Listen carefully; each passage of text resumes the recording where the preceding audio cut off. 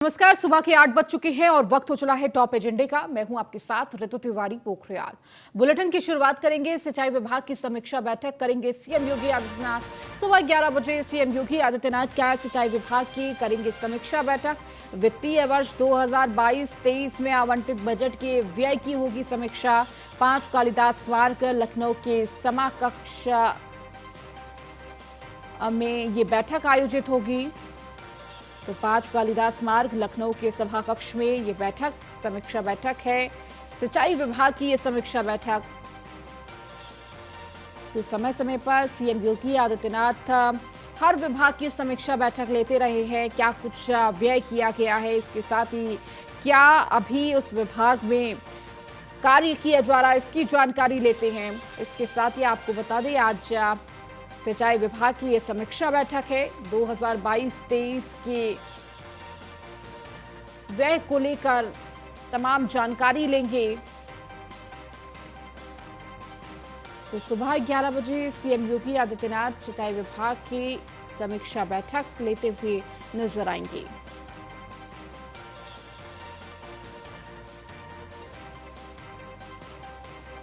और अधिक जानकारी के साथ लखनऊ से संवाददाता अश्विनी हमारे साथ जुड़ चुके हैं। अश्विनी, आज सिंचाई विभाग की समीक्षा बैठक है, इस दौरान किन किन विषयों पर चर्चा हो सकती है? करें तो मुख्यमंत्री योगी आदित्यनाथ समय समय पर अलग अलग विभाग की समीक्षा करते रहते हैं। समीक्षा इसलिए करते हैं कि आखिर उस विभाग में चल क्या रहा है, आखिर जो व्यवस्थाएं की गई हैं वो बेहतर चल रही हैं कि नहीं चल रही हैं, जो योजनाएं संबंधित विभाग की हैं वो उसमें कितना डेवलपमेंट हुआ, इन तमाम बिंदुओं को लेकर के मुख्यमंत्री समीक्षा बैठक करते हैं। आज जो समीक्षा जिस विभाग कर रहे हैं वो सिंचाई विभाग यानी जल शक्ति विभाग है। जल शक्ति विभाग के अंतर्गत 17 विभाग आते हैं जो उसमें समाहित किए गए थे। निश्चित तौर पर सबसे बड़ा विभाग उत्तर प्रदेश का है, ऐसे में कहीं ना कहीं सबसे ज्यादा बजट भी आवंटित होता है इसी विभाग को। आप आज मुख्यमंत्री इसी की समीक्षा करेंगे। हालांकि जो जानकारी मिल रही है उसके अनुसार जो सिंचाई विभाग को जो बजट आवंटित किया था वो सबसे ज्यादा फिसड्डी साबित हुआ बजट खर्च करने के मामले में। तमाम अन्य विभागों की तुलना में काफी पीछे रहा ये विभाग, जिसके चलते कहीं ना कहीं मुख्यमंत्री इस विभाग से नाराज है। सबसे ज्यादा महत्वाकांक्षी योजनाएं इसी विभाग के अंतर्गत आती है। तो ऐसे में कहीं ना कहीं मुख्यमंत्री की नाराजगी का सामना आज अफसरों को करना पड़ेगा। कहीं ना कहीं अफसर भी हैं आज अपनी बचने की जुगत में लगे हुए हैं कि किसी तरीके से मुख्यमंत्री की फटकार से बच जाए। लेकिन मुख्यमंत्री बाकायदा जब इस तरीके की समीक्षा बैठक करते हैं तो उससे पहले सारा डेटा खुद इकट्ठा कराते हैं, क्योंकि कहीं ना कहीं उनको इस चीज का बखूबी पता है कि अधिकारी वही हैं जो पिछली सरकारों में थे। गुमराह करने उनके मुख्यमंत्री को गुमराह करना उनके लिए बाएं हाथ का खेल, लेकिन मुख्यमंत्री भी इनसे सयाने हैं।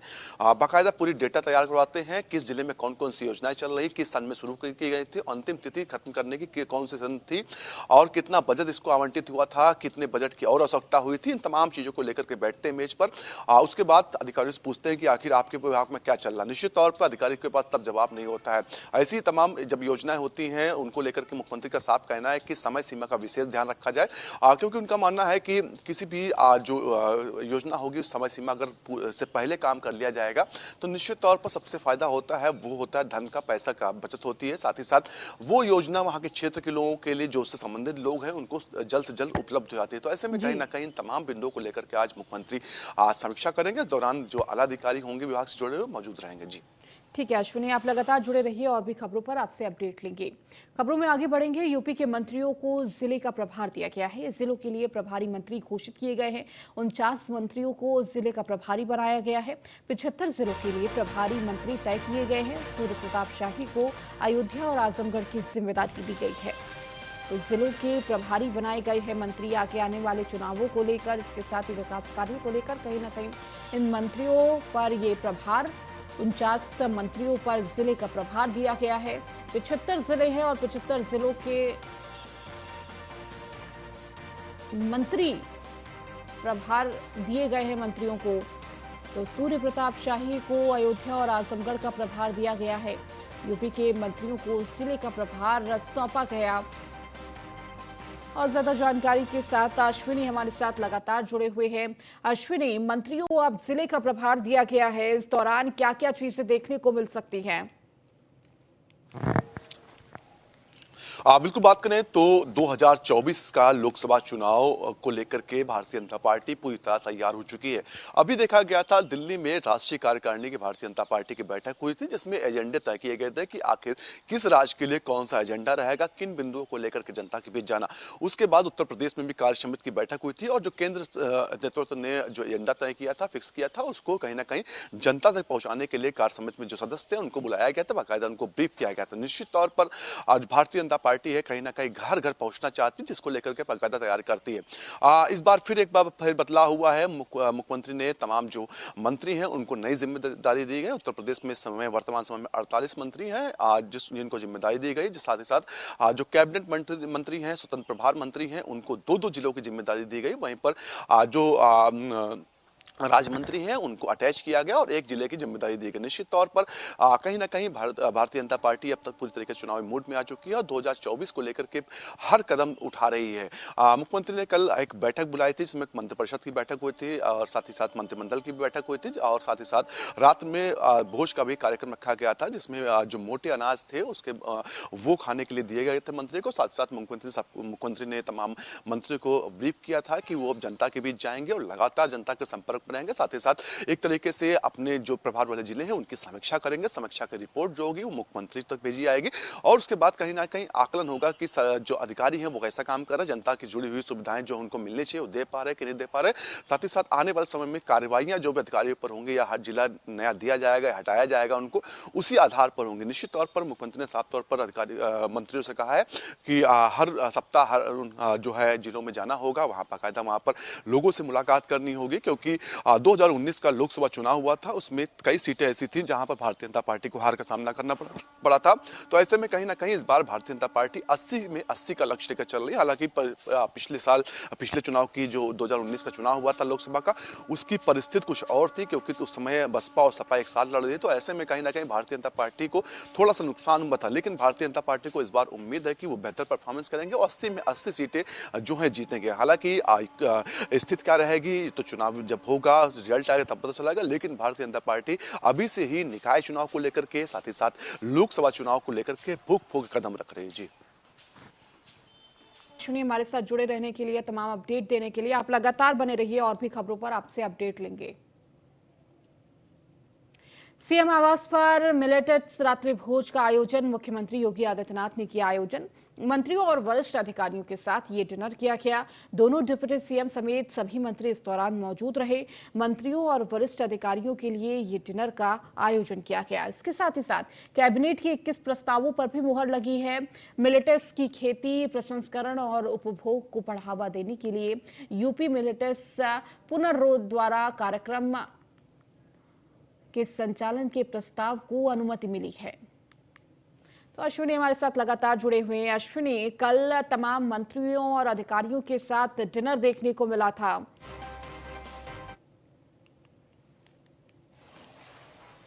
बिल्कुल बात करें तो मुख्यमंत्री ने कल मंत्रिपरिषद और मंत्रिमंडल दोनों की बैठक की थी, जिसके बाद रात्रि भोज का आयोजन किया गया था, जिसमें मोटे अनाज जो थे अपने क्षेत्र के उनका भोजन बना था वो परोसा गया था। निश्चित तौर पर साथ ही साथ मुख्यमंत्री ने आज जो कैबिनेट बैठक हुई थी उसमें तमाम फैसले कैबिनेट ने लिए थे, जिसमें 21 महत्वपूर्ण फैसलों पर मोहर लगी थी। हालांकि कई फैसले रखे गए थे जो कुछ फैसलों पर मंत्रिमंडल की सहमति नहीं बन पाई थी, जिसमें से जो महत्वपूर्ण फैसले थे उसमें यह था कि जो पुलिस प्रशिक्षण महाविद्यालय सीतापुर है उसको दो गुना किए जाने के आवासीय और अनावासीय भवनों को निर्माण के लिए प्रस्ताव रखा गया था, जिसको मंजूरी मिली थी। साथ ही साथ जनपद संबल की पुलिस लाइन में आवासीय अनावासीय भवनों के निर्माण में प्रयुक्त उच्च विशिष्ट धनराशि 34,7 लाख रुपए की लागत स्वीकृत की गई थी। इसके अलावा बात करें तो उत्तर प्रदेश राज्य विधि मंडल सदस्यों को 2023 का प्रारूप अनुमोदित किया गया था। निश्चित तौर पर तमाम जो थे प्रस्ताव रखे गए थे कैबिनेट के साथ में, कैबिनेट ने मंथन किया, उसके बाद अंतिम मोहर लगाई थी। जी ठीक है, बहुत शुक्रिया अश्विनी इस जानकारियों को देने के लिए। खबरों में आगे बढ़ेंगे, बात मुजफ्फरनगर की करेंगे। मुजफ्फरनगर जीआईसी ग्राउंड में किसानों का धरना, किसानों की समस्याओं को लेकर भारतीय किसान यूनियन का ये धरना प्रदर्शन है। जीआईएस ग्राउंड में भाकियों का प्रदर्शन, मुजफ्फरनगर सहित आसपास के जनपदों से भी किसानों का आवागमन। धरना प्रदर्शन अनिश्चितकालीन धरने में भी बदल सकता है। तो किसानों की मांगों को लेकर एक बार फिर से भाकियों का यह धरना प्रदर्शन देखने को मिल रहा है। इस धरना प्रदर्शन में तमाम जनपदों के किसान शामिल हो रहे हैं। तो धरना प्रदर्शन अनिश्चितकालीन के लिए बदल सकता है, इसका कड़ा संदेश भी दिया है। चलेगा ये तो खेत में रहता है किसान, रात तो पशु को हटाता है अपने खेतों से, तो यहाँ पे भी रहेगा, रात में भी धरना जारी है। रात में भी रहेगा या कई दिन चलेगा। 750 किसान दिल्ली में शहीद हुए थे। हरियाणा पंजाब के किसानों को कंपनसेशन दिया है। उत्तर प्रदेश के किसानों की क्या गलती जो दिल्ली में गए हुए शहीद हुए, वहाँ यहाँ के भी 12-14 किसान हैं, उनको भी कंपनसेशन चाहिए। ठीक है जी। और क्या ये साहब? और डिमांड हमारी ये है, गन्ने का भाव बढ़ना चाहिए। सरकार बैठकर बातचीत करे। सरकार बातचीत नहीं करती, अधिकारियों का काम नहीं कि वे आण के भकावे और उसका काम करे। ये धरने उससे खत्म नहीं होंगे। लखीमपुर खीरी कांड, अधिकारियों ने कहा कि उनको जिनको घायल हुए उनको मुआवजा देंगे और झूठ बोलने का काम करा। ये धरने चलेंगे, लंबा चलेगा। टिकैत साहब, आज सभी विभाग के अधिकारी थे, क्या उनसे बात हुई? ये तो क्या चलते रहेंगे, विभाग के जिले के काम कर सके, लखनऊ का कौन करेगा भाई। चलेगा ये।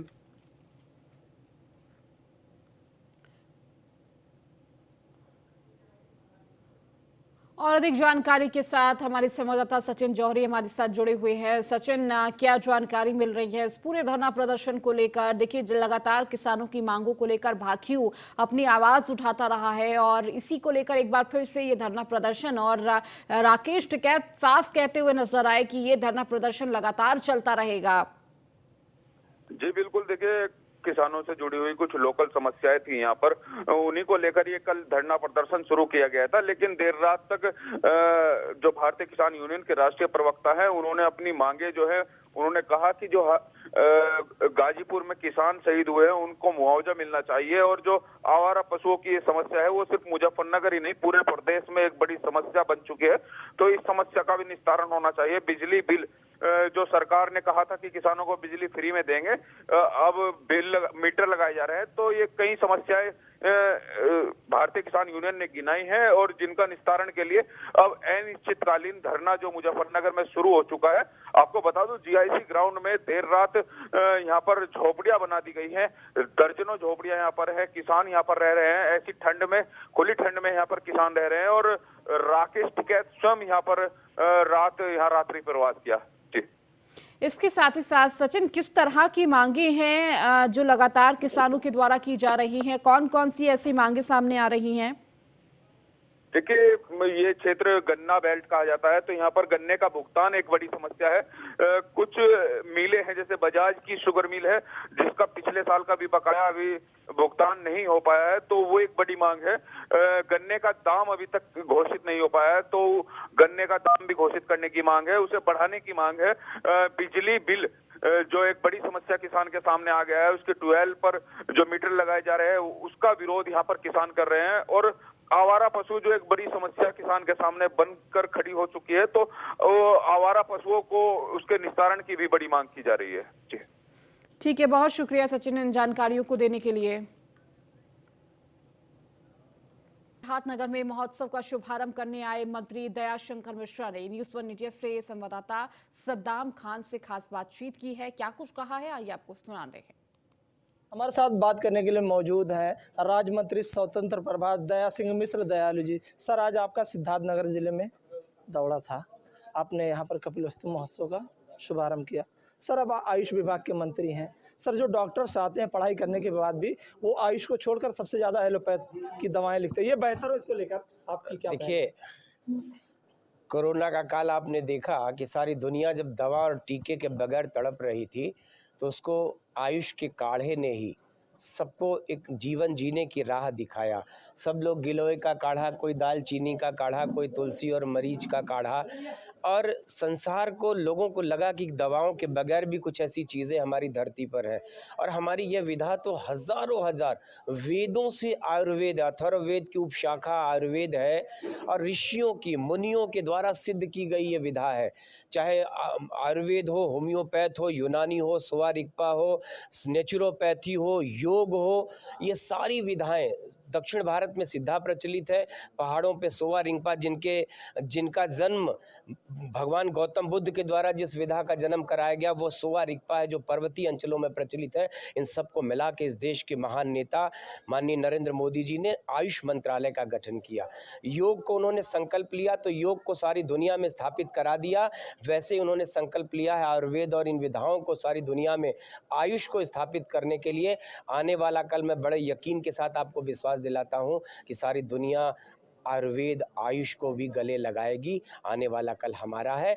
चूंकि नया मंत्रालय बना है, केंद्र से लेकर प्रदेश तक थोड़ा वक्त कम मिला है, लेकिन आने वाले दिनों में जिस तरीके से नए अस्पताल बन रहे हैं, पुराने अस्पतालों की मरम्मत हो रही है। और इस विधा से आपने कहा ना कि मेरिट के आधार पे भले आज भी और विधाओं, मतलब दूसरी विधाओं के लोगों के निगाह में ज़्यादा है महत्व, लेकिन आने वाला कल आयुर्वेद का एक समय ऐसा आएगा कि सारे लोग इस विधा से जुड़ना चाहेंगे, चाहे पढ़ने वाले हो, चाहे वो इस पेशे से सर पहले बिहार के शिक्षा मंत्री, अब उत्तर प्रदेश में सपा के नेता स्वामी प्रसाद मौर्य लगातार सर रामचरितमानस को लेकर इस तरह से विवादित बयान दे रहे हैं, ये कहाँ तक ठीक है सर? इस पे आप क्या? नहीं, बहुत निंदनीय है। जिस मर्यादा पुरुषोत्तम भगवान राम के लिए रामचरितमानस तुलसीदास जी ने लिखा, मैं उनकी जन्म काशी से हूँ, तो रामचरितमानस ये वो प्रेरणादायी ग्रंथ है जिसने भारत को गुलामी की दास्ता की बेड़ियों में जकड़ी भारत माँ को एक सांस्कृतिक आंदोलन के तहत जागृत किया। सारा देश रामलीलाओं का मंचन करने लगा, सारा देश रामचरितमानस के अनुरूप जीवन, एक बहुत मर्यादा का जीवन है भगवान राम का, आदर्श है हम हिंदुओं के लिए, पूरे देशवासियों के लिए। और ऐसे ग्रंथ की आलोचना करना निश्चित ही घोर निंदनीय है। धन्यवाद। ये थे आयुष मंत्री मिश्र दयालु जी, जिन्होंने बताया कि रामचरित्र मानस पर बयान देना ये घोर निंदनीय है। Saddam Khan, news one India, Siddharthnagar. हमारे साथ और अब खबर सुल्तानपुर से, जहां पूर्वांचल एक्सप्रेसवे पर दो बड़े हादसे में 6 लोग गंभीर रूप से घायल। टायर फटने से सड़क पर पलटी कार, ट्रक ने कार में पीछे से मारी टक्कर। सभी घायलों को अस्पताल में कराया भर्ती। तो हादसे में 6 लोग गंभीर रूप से घायल बताए जा रहे हैं। ये बड़ा हादसा, टायर फटने से सड़क पर पलटी कार, तो वहीं पीछे से ट्रक ने मारी टक्कर, जिसकी वजह से कार में मौजूद कई लोग घायल हो गए। तो सभी घायलों को अस्पताल में भर्ती कराया गया।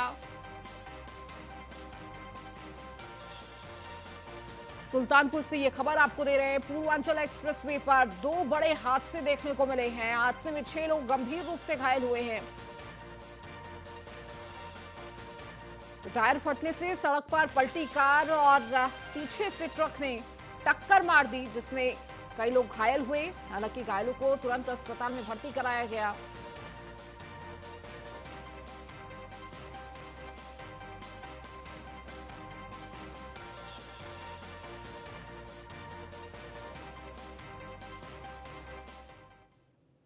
हरदोई में बीजेपी नेता नरेश अग्रवाल ने पूर्व सीएम अखिलेश यादव पर निशाना साधा। इसके बाद समाजवादी पार्टी ने ट्वीट कर बीजेपी नेता नरेश अग्रवाल पर पलटवार करते हुए कहा कि दिन भर नशे में बयानबाजी करने वाले नरेश अग्रवाल जी आजकल शायद अपने बेटे मंत्री नितिन अग्रवाल के आबकारी विभाग से मिल रहे अंग्रेजी देसी माल के नशे में हैं। यही नहीं, सपा मीडिया सेल के पुरानी बात को भी उकेरा। जब सपा से राज्यसभा सदस्य रहने के दौरान उन्होंने सदन में हिंदू देवी देवताओं पर विवादित बयान दिया था। सपा मीडिया सेल ने लिखा कि वही बेशरम नरेश अग्रवाल हैं जिन्होंने भगवान के विभिन्न स्वरूपों में शराब के विभिन्न प्रकार के दर्शन दिए में होती ही है।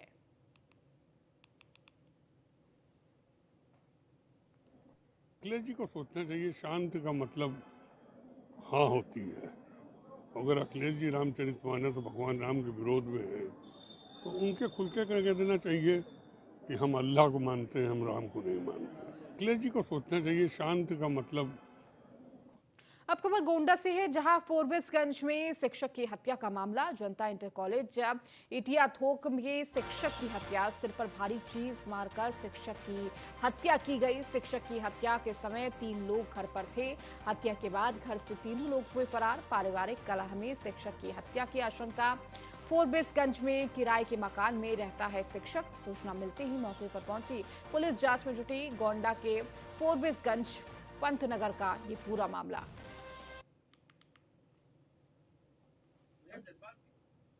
लगभग 8 बजे एक सूचना मिली कि आपके मोहल्ले में, हमारे मोहल्ले पंतनगर में एक घटना घट गई है। देखो मौके पे मुझे सिविल लाइन चौकी द्वारा भी पूछा गया कि आपके यहाँ कोई घटना घट गई, तो मुझे कहा साहब मुझे कोई जानकारी नहीं, मगर मुझे मोहल्ला वासी के द्वारा पता लगा कि यहाँ पे जस्ट बगल ही पंतनगर में लखनऊ रोड के समीप पे ही मुझे एक सूचना मिली, जिसमें मैं भी मौके पे पहुंचा। वहाँ पे शासन प्रशासन सिविल लाइन चौकी इंचार्ज माननीय कोतवाल साहब, माननीय एडिशनल साहब, माननीय सीओ साहब भी यहाँ मौके पे थे। आ सकते हैं। नीचे हम स्टडी कर रहे थे, फिर उसके बाद जब ऊपर से हमें कूदने की बहुत ज्यादा आवाज सुनाई दी, हमें डिस्टर्ब हो रहा था। फिर हम ऊपर आके देखे कि क्या हो रहा है यहाँ पे। फिर जब हम यहाँ पे आए तो देखे कि किसी के रोने की आवाज आ रही थी। फिर हम नीचे चले गए। फिर उसके बाद हम सोचे अब शायद शांत हो जाएगा। फिर उसके बाद हम ऊपर आए, मतलब आवाज आने लगी। फिर हम ऊपर जब आए तब देखे वही रोने की आवाज आ रही थी। फिर हम मतलब बहुत हिम्मत बांध के फिर हम गेट तक आए। फिर उसके बाद में हमने आवाज लगाई, भैया भैया कई बार आवाज लगाई, लेकिन वो कोई बोला नहीं। फिर उसके बाद एक लोग, मतलब जब हम गेट खोले तो एक लोग इनके रिलेशन के हैं वो निकले। आ सकते हैं। प्रदेश के अंदर 2023 में रानी लक्ष्मीबाई पुरस्कार से 13 खिलाड़ियों को पुरस्कृत किया गया, जिसमें से मेरठ के एक सामान्य परिवार की रहने वाली बेटी ने अपने परिवार का नाम रोशन किया है। मेरठ के रोहटा क्षेत्र की रहने वाली नेहा कश्यप ने 18 साल मेहनत करने के बाद रानी लक्ष्मीबाई अवार्ड हासिल किया है, जिसके बाद परिवार और रिश्तेदारों में खुशी की लहर है। खुशी से चारों तरफ बेटी की सराहना की जा रही है।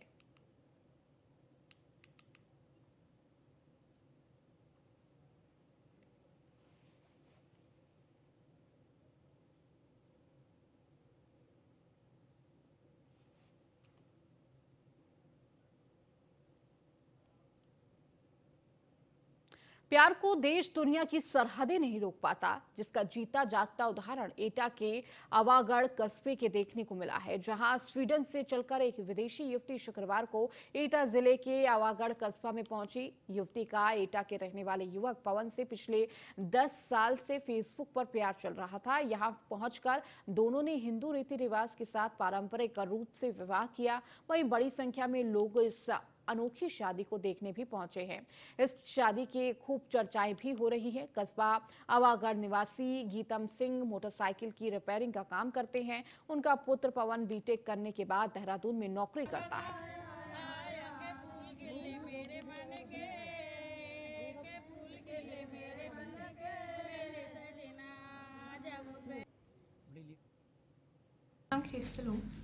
Yes, you happy this marriage? मैं बहुत खुश। What you want to say about this marriage? Well, that's very welcome in my life. Yeah. I have been waiting for this moment. Me and Pawan will truly keep looking forward to our married life together. I'm Kristalu. Yes. Happy this marriage? मैं बहुत खुश। What you want to say about this marriage? Well, that's very welcome in my life. Yeah. I have been waiting for this moment. Me and Pawan will truly keep looking forward to our married life together. I'm Kristalu. Yes. अब खबर सिद्धार्थनगर से है, जहां 5 दिवसीय कपिल वस्तु महोत्सव का आयोजन। महोत्सव में कृषि मंत्री सूर्य प्रताप शाही करेंगे शिरकत। समाज कल्याण राज्य मंत्री असीम अरुण भी करेंगे शिरकत। पार्टी कार्यकर्ताओं के साथ बैठक भी करेंगे कृषि मंत्री सूर्य प्रताप शाही। समाज कल्याण राज्य मंत्री असीम अरुण भी इस कार्यक्रम में शिरकत करेंगे। तो पार्टी कार्यकर्ताओं के साथ बैठक भी करते हुए कृषि मंत्री सूर्य प्रताप शाही नजर आएंगे। तो सिद्धार्थनगर में 5 दिवसीय कपिल वस्तु महोत्सव का आयोजन किया जा रहा है। महोत्सव में कृषि मंत्री सूर्य प्रताप शाही करेंगे शिरकत। इसके साथ ही साथ समाज कल्याण राज्य मंत्री असीम अरुण भी इस महोत्सव में शामिल होंगे।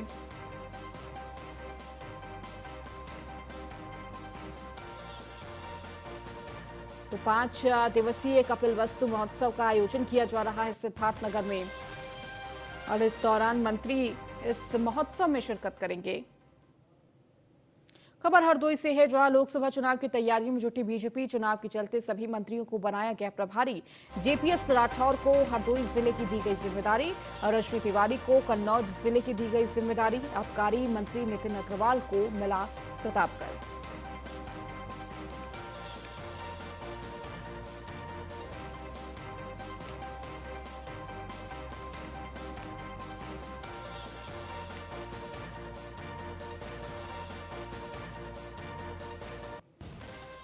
चलिए, इस बुलेटिन में फिलहाल इतना ही। बने रहिए न्यूज़ 1 इंडिया के साथ।